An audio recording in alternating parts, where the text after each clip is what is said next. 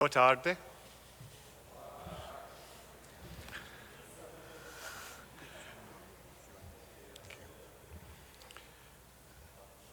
As others have said, it's an absolute pleasure to be here in Espírito Santo. My immense gratitude to the Assembly and to the sponsors for inviting me to this event. It's been great to share with Capixaba colleagues from across Brazil, colleagues from around the world over these past couple of days. I was on the panel yesterday, you might have heard me speak, so yeah, I am Andy Beattie from Scotland. I am the Chief Parliamentary Counsel. This makes me a legislative drafter. I'm the head of the Scottish Government's Legislative Drafting Office, and they are the devolved administration in Scotland, and we draft legislation, mostly the bills for the Scottish Parliament, which is a devolved assembly within the United Kingdom. I have been involved in lawmaking, drafting laws for almost 3 decades. Quite a long time. I might not look that old, but I started very young. I have always been enthusiastic about exploring ways to improve how legislation is made, how it's written and how it's used. As I said yesterday, I am by no means a digital expert. I am a digital enthusiast. Lewis very kindly said that was a good thing yesterday. I hope my digital and IT colleagues think the same. I suspect sometimes they think I'm more dangerous than anything else, but I try my best. I will talk to you today about some steps and initiatives we've taken to modernise legislative drafting in Scotland. I'll focus on one of our digital products in particular, which we use to draft, amend and publish legislation. But as I say, I'm no technical expert, so I'll perhaps also conclude and say a few words about the cultural and leadership approaches that are needed to modernise legislation successfully. Before I start, I'll just say a little bit about Scotland and my background. Scotland has been part of the United Kingdom since 1707. Our statute book goes back much further than that. We have some laws in place still which were drafted 800 years ago. But a Scottish Parliament itself was only re-established in Edinburgh fairly recently in 1999. We have this new and modern Parliament situated right in the heart of historic Edinburgh. It operates in a very impressive modern Parliament building, and I think that's helped Scotland to be at the forefront of parliamentary modernisation. We heard a little yesterday, I think it was from Will, about how Parliament buildings themselves can influence the creativity and the innovative ethoses of parliaments, and I really do think Scotland has benefited from having this fantastic building which was designed by a Catalan architect. In all parliaments in Scotland, I'm sure in Brazil and everywhere else, it's no exception, the ability to enact high quality legislation is crucial for the maintenance and promotion of the rule of law in a democratic society. And I think that always has to be borne in mind as one of the principles, or perhaps the most important principle, when pursuing modernisation in the parliamentary stage. So I'll share with you some of the ways that we've pursued modernisation and innovation in Scotland. I'll start briefly just with some things we did many years ago. As I said, as someone who's always been enthusiastic about improvement, a bit like we heard yesterday from Espírito Santo, I have for many, many years been trying to pursue ways to use modern tools to improve the way we go about and do things. One of the first things we did was our own guidance on drafting legislation, which is called drafting matters. Some of you might have seen I've carried the pin around. Was something which we developed when it started really 15 years ago, using in the first instance some quite basic digital tools, SharePoint and other products. And although its content, I like to think, does demonstrate a modern approach to legislative style, it was the collaborative way in which we prepared it, using digital tools, which I think was something which first introduced to people in my office of different ways of working. Another project worth just mentioning briefly at the start is something which we call Common Legislative Solutions. And this is linked to the points we were making yesterday about structured data. The National Archives, who publish legislation, realised that once legislation was data, they were able to search that data and uncover patterns in legislation. They were able to identify commonly occurring ways across the statute book in which certain problems were formed. So, for example, things like creating criminal offences, establishing new public bodies, or other common things which legislation does. They identified around 20 different things that legislation do, and from the data they could see these are the patterns in the statute book. So having identified these patterns, policy officials and legislative drafters across all the drafting offices and governments in the UK work together to develop guidance on how to create legislation in these fields. So if you're creating a new criminal offence, we're able to see here all the different things that the statute book does when a criminal offence is created. So as a policy official, you might want to think about these things. So it was a really good use of data. Working on these projects, this is really the point of mentioning them now, it importantly introduced my team to the benefits of using digital tools and methodology to co-produce material.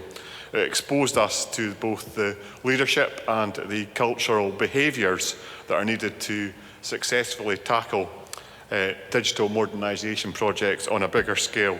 And that was fortunate because a very significant project came across us very soon after.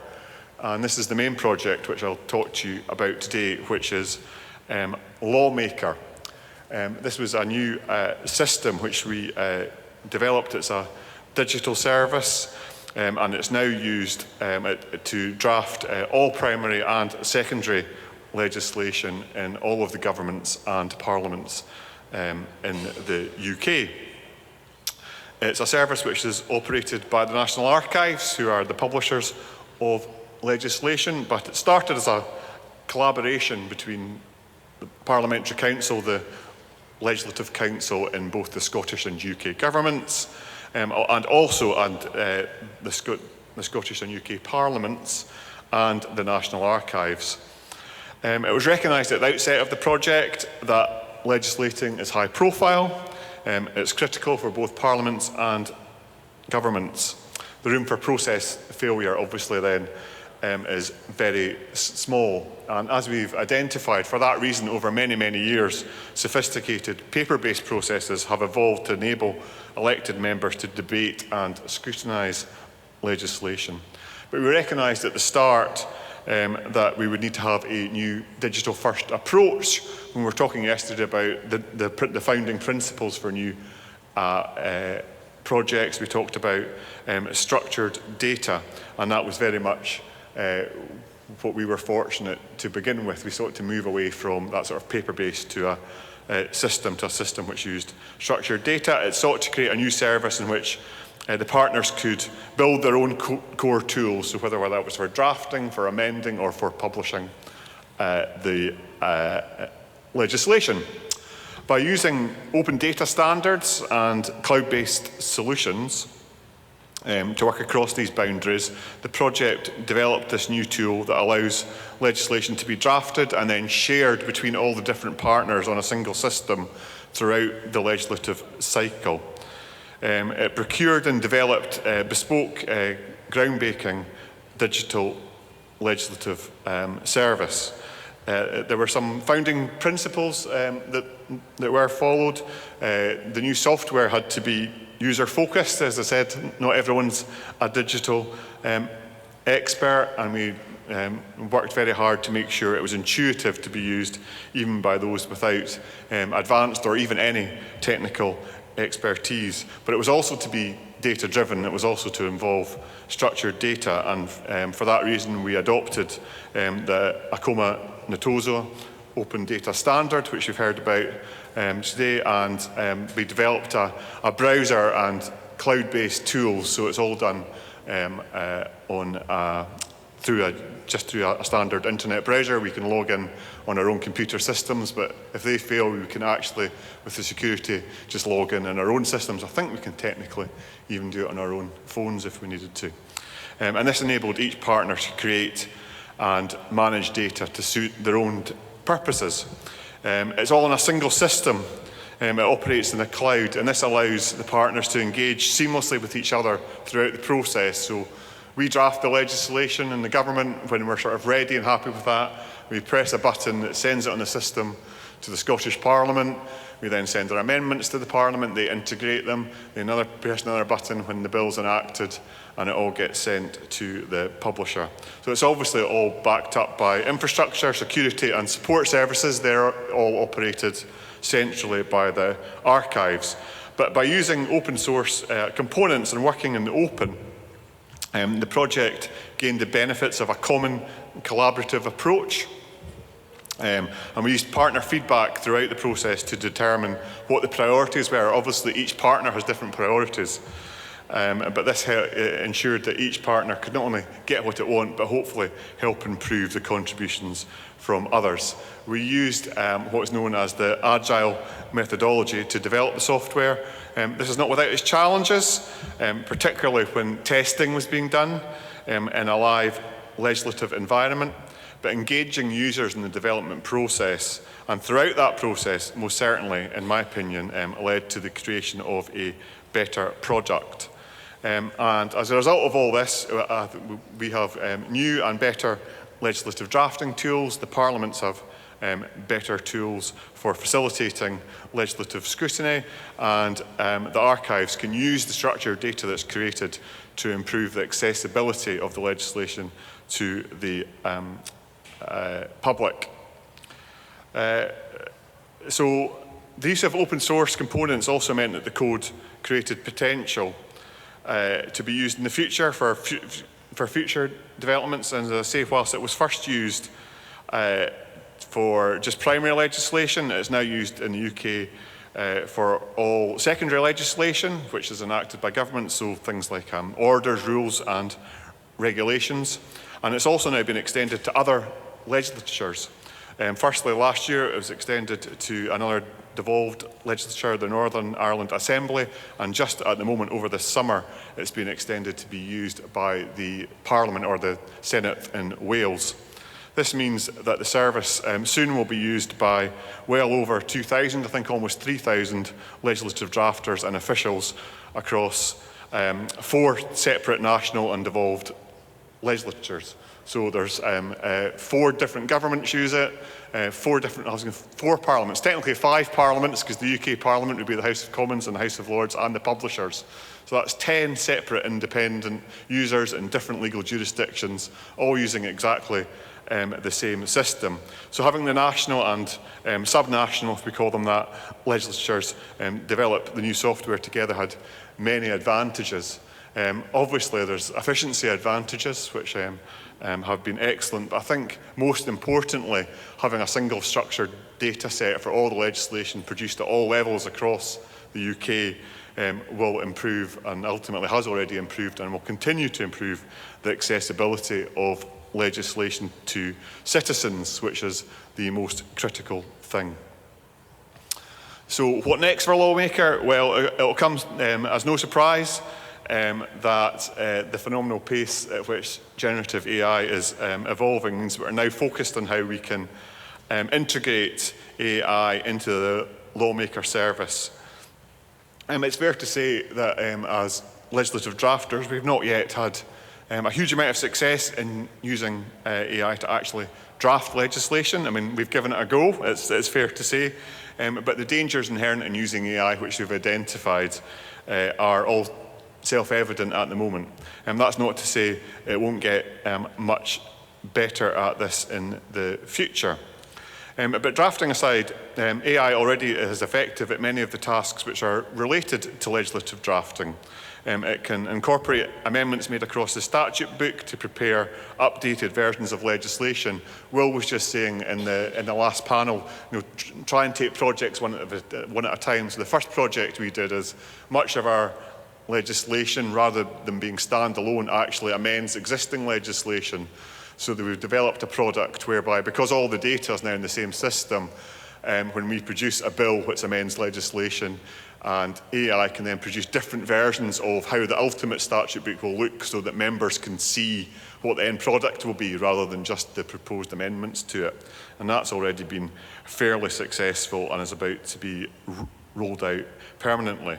We've also found it to be fairly good, although not perfect, at producing explanatory notes or policy notes describing the purpose and effect of legislation. Not yet, I would say, to the standard where we would press a button and get a perfect product, but certainly to the point where it would produce a good starting product for a knowledgeable human to take forward and develop.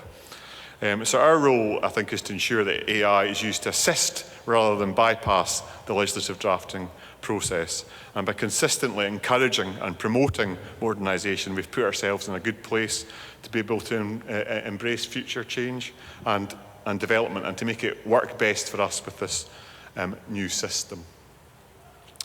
So just a few words from me on leading change.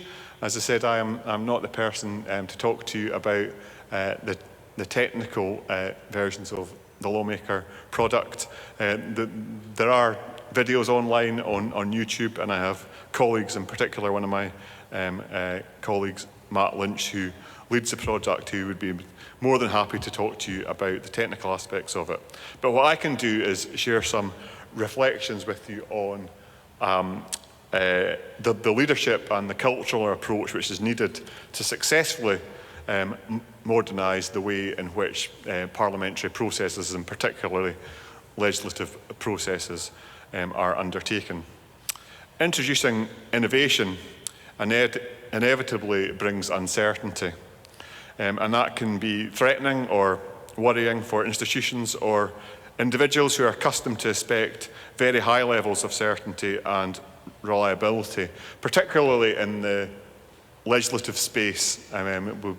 We know that it is absolutely crucial for legislation to be accurate and for it to be relied upon. For that reason, it needs to be very robust. But all that said, one thing that we all know is that the only thing that is certain is that change will happen. Change does happen. And although not all change leads to improvement, if there is no change at all, there will never be any improvement. So for that reason, embracing change is therefore essential if there is to be modernisation and successful modernisation, which is one of the reasons why I have been so enthusiastic about an improvement culture. But lessons that I've learned in leading changes have sort of resonated with me over the years, and have helped me to embrace more and more. I think the first thing which I would point out is that it's incredibly important to empower, encourage and support project leads. Even more important if, like me, as I say, you're by no means the technical expert. The temptation, particularly in the legislative world, is to be cautious and risk-averse. That temptation is very strong, and it does need to be heeded. But project leads and teams are at the forefront of innovation, and they need to feel empowered to pursue their most creative and innovative ideas. So support from leaders for them provides them with the momentum that's needed to see a project through the toughest of times. And secondly, I would say embracing collaborative agile design methodology is hugely beneficial. As I mentioned, it's not without its challenges, but ensuring that the eventual users of a system, and perhaps, and particularly those who are most reluctant to change, ensuring they're involved in the development and the testing of new products is absolutely essential. It's important to accept failure as part of that innovation process. Again, can be quite difficult in the legislative space and needs to be managed exceptionally well.